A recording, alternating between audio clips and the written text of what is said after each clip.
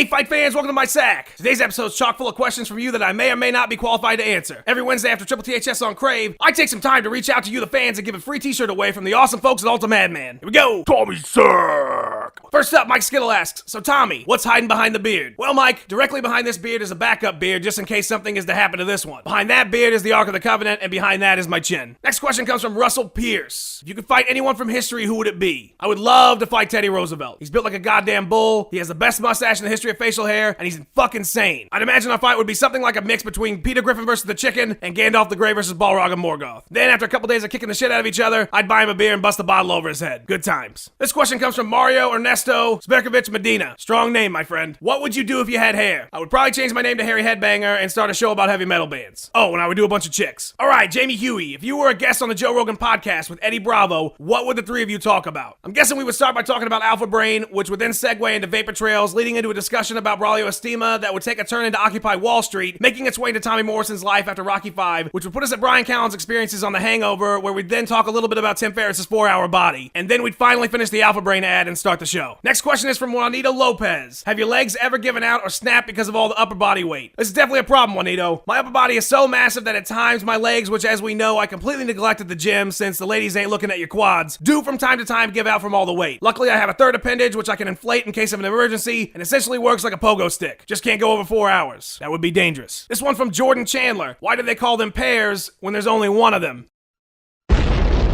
This question comes to us from Corey LaHuer.